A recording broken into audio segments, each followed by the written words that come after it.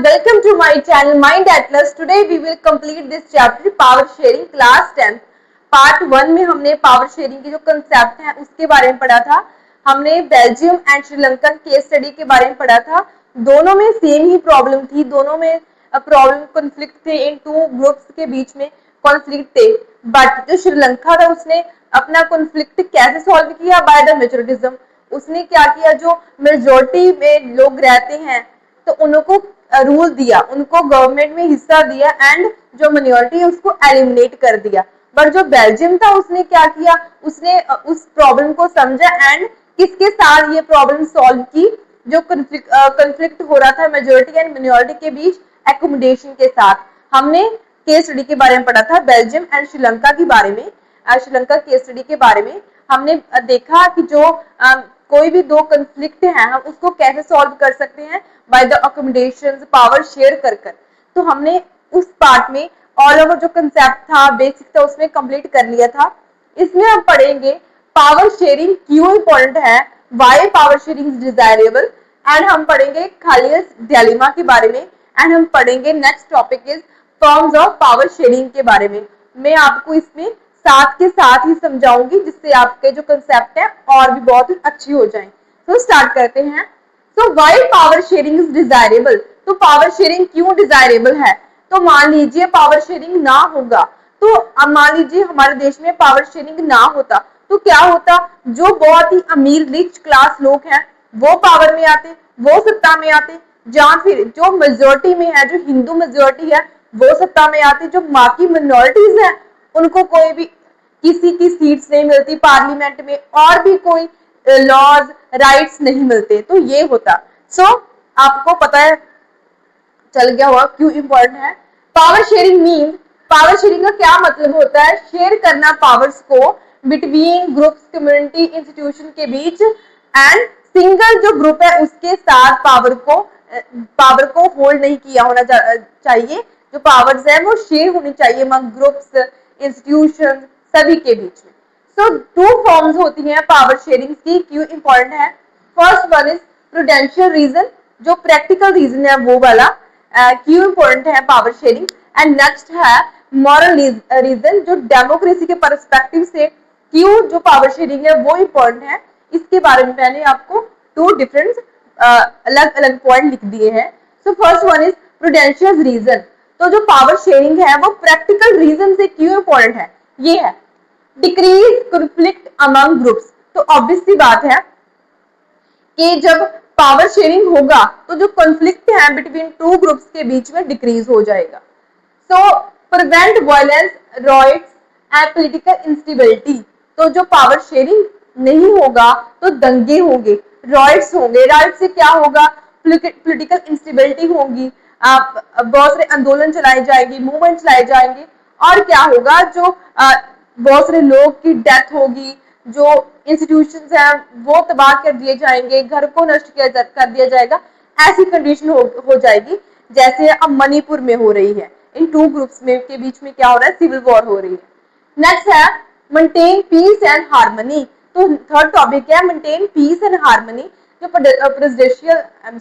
Prudential reason है उससे क्या होगा, मेंटेन पीस एंड हार्मनी होगी अगर क्या होगा, पावर शेयरिंग होगी। तो पावर शेयरिंग होगी तो ऑब्वियसली पीस होगी, सिविल वॉर्स नहीं होंगी, रॉयट्स नहीं होंगे, पीस होगी, हार्मनी होगी, भाईचारा डेवलप होगा बिटवीन टू ग्रुप्स।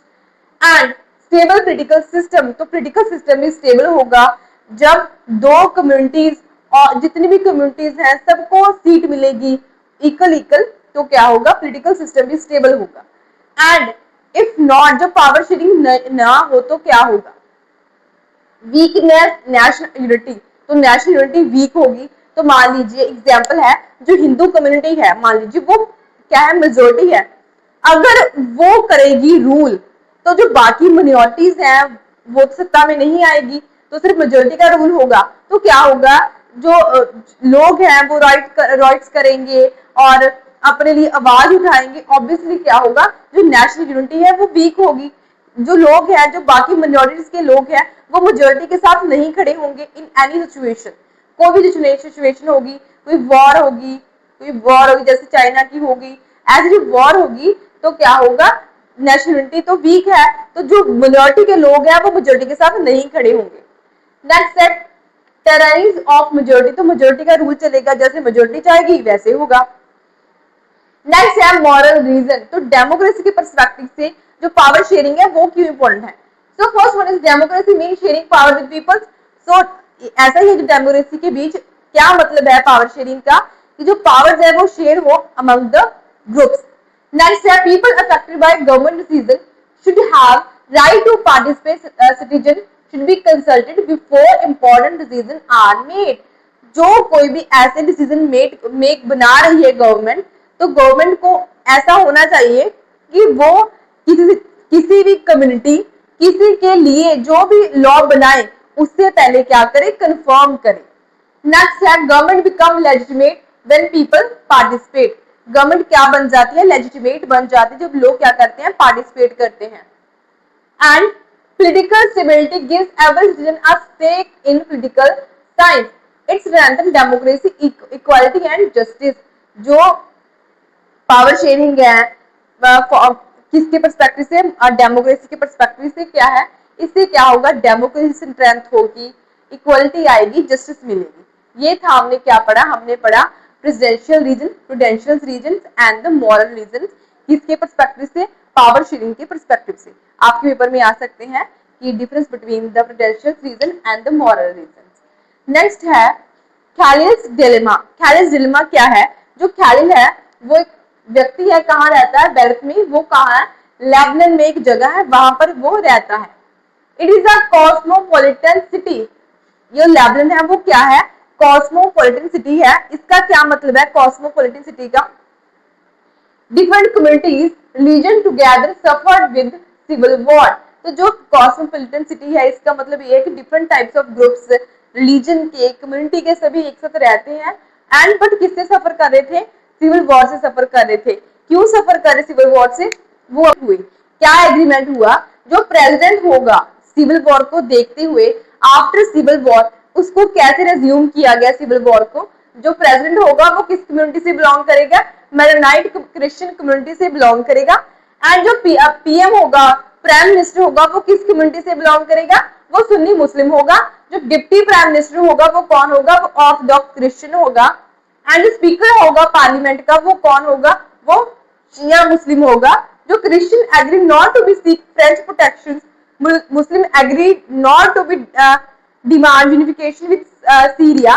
जो मुस्लिम है उन्होंने क्या किया कि हम सीरिया के साथ नहीं मिलेंगे। And seat divided between Muslim and Christian, जो सीट्स थी पार्लियामेंट की सीट्स, वो किस कैसे डिवाइडेड थी, कैसे प्रोपोर्शन था, मुस्लिम एंड क्रिश्चियनिटी में डिवाइडेड थी। ये था एग्रीमेंट। इस एग्रीमेंट में हमने क्या देखा, जो इंपॉर्टेंट पोस्ट हैं जैसे प्राइम मिनिस्टर की, प्रेसिडेंट की, ये इंपॉर्टेंट पोस्ट है वो किसको है, वो डिवाइडेड है अमंग द, जो on the basis of religion. जैसे ये क्रिश्चियन की बेस है, ये मुस्लिम, ये क्रिश्चियन, सिया मुस्लिम, सुन्नी मुस्लिम, इन पर बेस है इंपॉर्टेंट जो सीट्स हैं, जो इंपॉर्टेंट पोस्ट्स हैं, वो बेसिस है किस पर, रिलीजन पर बेसिस है। बट जो खलील्स हैं उनका डिलेमा ही यही था कि जो इंपॉर्टेंट पोस्ट्स हैं वो किनको दी जा रही है, वो रिलीजन के बेसिस पर दी जा रही है, ना कि एबिलिटी के बेस पर। मान लीजिए कोई ऐसा व्यक्ति है, उसने पीएचडी कर रखी है इकोनॉमिक्स में एंड बहुत ही मास्टर है, उसको सब पता है कैसे क्या होगा, बट वो क्या है, वो है इनमें से कोई हिंदू है मान लीजिए इसमें, बट उनको तो सीट नहीं मिलेगी क्योंकि जो प्रेसिडेंट की सीट है वो फिक्स है किसकी, क्रिश्चियन कम्युनिटी की। तो ऐसा था उनका डिलेमा कि जो इंपॉर्टेंट सीट्स हैं वो रिलीजन के बेसिस पर दी जा रही है, ना कि एबिलिटी के बेस पर। Person cannot become president and PM by simply by election. तो जो इलेक्शन विन करेगा उससे वो क्या है, लोग क्या है, प्रेसिडेंट प्राइम मिनिस्टर नहीं बन सकते, किस पे बनेंगे, वो रिलीजन से आएंगे। Important posts are reserved for particular country community. जो इंपॉर्टेंट पोस्ट्स हैं वो पर्टिकुलर कम्युनिटी को दी जा रही है, ना कि उनकी एबिलिटी को दी जा रही है। He believes equal opportunity to everyone. जो उनका डिलेमा था वो क्या चाहते थे कि हमको क्या मिले, इक्वल रिप्रेजेंटेशन मिले एंड इक्वल अपॉर्चुनिटी मिले हर एक व्यक्ति को, किसके बेसिस पर, एबिलिटी के बेसिस पर, ना कि उनके रिलीजन के बेसिस पर। तो हमने क्या देखा कि जो पावर शेयरिंग है वो क्यों डिजायरेबल है। हमने 2 पॉइंट्स के बारे बिटवीन डिफरेंस के बारे के साथ पढ़ा, प्रेसिडेंशियल रीजन के साथ एंड हमने मॉरल रीजन के साथ। वो प्रैक्टिकल है, वो डेमोक्रेसी है। और हमने पढ़ा खैलिस्ट डिलेमा के बारे में। पावर शेयरिंग तो हुई, ऑब्वियसली बात है, पावर शेयरिंग तो हुई, बट किसके बेसिस पर, रिलीजन के बेसिस पर, ना कि उनकी एबिलिटी के बेसिस पर। तो वो था, हमने पढ़ा खैलिस्ट डिलेमा के बारे में। नेक्स्ट है फॉर्म्स ऑफ पावर शेयरिंग। इसमें हमने आपको आपके साथ ही बताऊंगी। I am sorry, I think I get a fever. Power sharing among different organs of government. तो हम पढ़ेंगे हॉरिजॉन्टल के साथ कैसे हॉरिजॉन्टली जो पावर्स है वो शेयर की गई है किसके पास, ऑर्गन्स ऑफ गवर्नमेंट। तो गवर्नमेंट के कितने ऑर्गन्स हैं, बताइए कितने ऑर्गन्स हैं। जो गवर्नमेंट के ऑर्गन्स हैं, executive, judiciary and the legislature. 3 organs है। जो लेजिस्लेचर है वो क्या बनाता है, वो लॉज को बनाता है। वो क्या करता है, लॉज बनाता है, लॉज मेड, एंड ये क्या करता है, उनको लागू करता है। ठीक है, जैसे उन्होंने लेजिस्लेचर ने अपना लॉ बना दिया और एग्जीक्यूटिव क्या करेगा, उनको लागू करेगा। जैसे मान लीजिए लॉ बना दिए किसी के ऊपर और प्रेसिडेंट साइन करेगा और क्या माना जाएगा कि प्रेसिडेंट ने ये लॉ क्या किया, लागू किया है। एंड जुडिशरी क्या करता है, जुडिशरी जो लॉज है, जो लॉज को फॉलो नहीं करता, उन पर चेक एंड बैलेंस बनाकर रखता है। जो जितने भी कॉन्स्टिट्यूशन के मामले हैं, जितने भी कानून है पुलिस के रिलेटेड, सभी किसके अंडर आते हैं, जुडिशरी के अंडर आते हैं। एंड जुडिशरी और भी क्या करता है, ये देखता है जो लेजिस्लेचर है एंड एग्जीक्यूटिव है दोनों अपना सही काम कर रहे हैं। ऐसा तो नहीं है कि ये कॉन्स्टिट्यूशन को फॉलो नहीं कर रहे, अपने आप ही ऐसे लॉज बना रहे हैं जो कॉन्स्टिट्यूशन को फॉलो नहीं करते हो। तो ये क्या करता है, इन पर भी चेक एंड बैलेंस बनाकर रखता है। ये था power sharing among different groups. तो हमने क्या पढ़ा, हमने एग्जीक्यूटिव के बारे में, जुडिशरी के बारे में, लेजिस्लेचर के बारे में पढ़ा। ये था हॉरिजॉन्टल फॉर्म ऑफ गवर्नमेंट। इसमें हमने देखा जो लेजिस्लेचर है वो कानून को बनाता है, एग्जीक्यूटिव लागू करता है, जो जुडिशरी है वो लॉज को देखता है, कॉन्स्टिट्यूशन को, जितने भी क्रिमिनल के मामले सब किसके अंडर आते हैं, जुडिशरी के अंडर आते हैं। बट जुडिशरी क्या करता है, चेक एंड बैलेंस बनाकर रखता है लेजिस्लेचर के ऊपर एंड एग्जीक्यूटिव के ऊपर कि वो ऐसे कानून, ऐसे लॉज ना बना दिए जो क्या करें, हमारी कंट्री के लिए अनफेयर हो, जो कॉन्स्टिट्यूशन को फॉलो ना करते हो। ओके, नेक्स्ट है power sharing among different levels.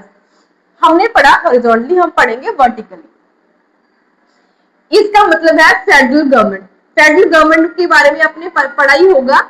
जो सेंट्रल गवर्नमेंट है, जो सेंट्रल गवर्नमेंट है उसने अपनी पावर्स को दे दिया है स्टेट गवर्नमेंट को, शेयर कर दिया है पावर्स को। स्टेट गवर्नमेंट ने किसको शेयर किया है, जो स्टेट गवर्नमेंट ने किसको शेयर किया है, जो पंचायती राज है एंड म्यूनिसिपैलिटीज है उनको शेयर कर दिया है। ये क्या है, वर्टिकल फॉर्म ऑफ गवर्नमेंट, जिसको हम क्या कहते हैं, फेडरल गवर्नमेंट। इसमें क्या है, जो सेंट्रल गवर्नमेंट है उसमें उसके पास क्या है, इंपॉर्टेंट जो कह सकते हैं इंपॉर्टेंट अफेयर्स हैं। जैसे मान लीजिए कह सकते हैं एजुकेशन का है, जो सेंट्रल गवर्नमेंट है उसकी जो एजुकेशन है उसने स्टेट को दे रखी है उसकी पावर, कि स्टेट अपने अकॉर्डिंग क्या करता है, चेंज कर सकता है। जैसे जो स्टेट बोर्ड होता है उसकी जो बुक्स होती है वो चेंज होती हैं, जो सेंट्रल गवर्नमेंट होती है उसकी जो बुक्स होती है सेंट्रल बोर्ड की उसकी डिफरेंट होती हैं, ऐसे ही है।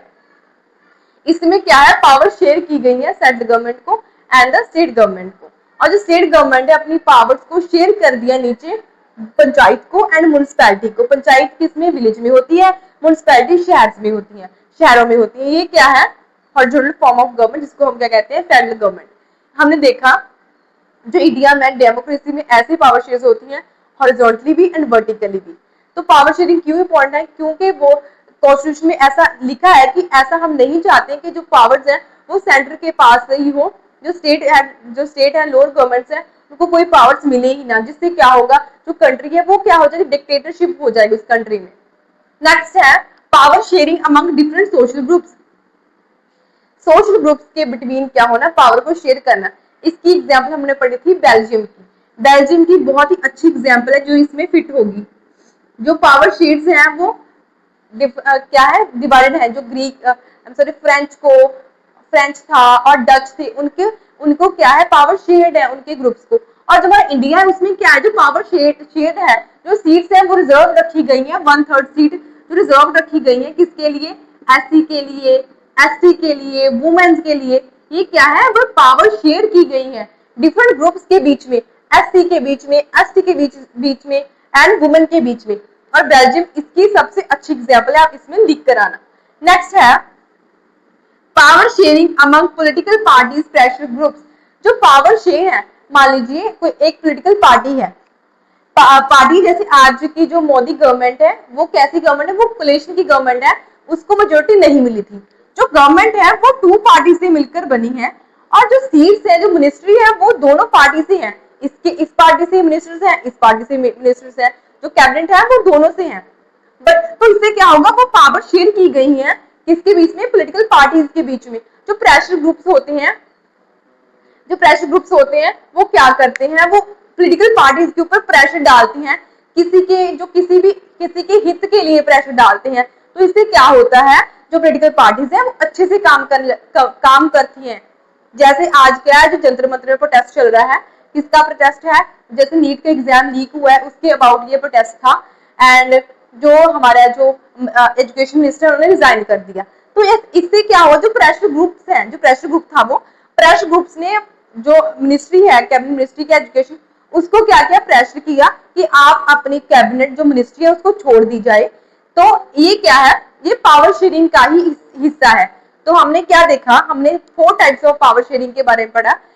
फर्स्ट वन इज हॉरिजॉन्टली, जिसमें है एग्जीक्यूटिव, लेजिस्लेचर्स एंड जुडिशरी, और हॉरिजॉन्टल जिसमें हमने फेडरल गवर्नमेंट के बारे में पढ़ा एंड हमने डिफरेंट ग्रुप्स के बारे में पढ़ा जो पावर शेयरिंग होती है। जैसे इंडिया में एससी, एसटी एंड वुमेन को सीट रिजर्व दी गई है एंड हमने पढ़ा power sharing between political parties and pressure groups.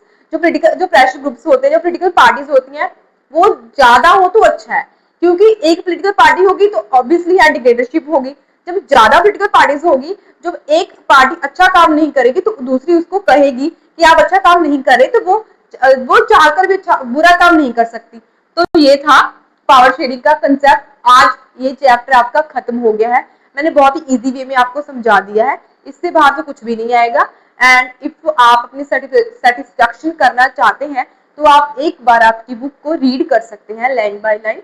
वैसे मैंने आपको सभी बता दिए, इसमें ऐसा नहीं है कुछ मैंने छोड़ा है। And if you any doubt, you can ask in the comment section. Like and subscribe my channel.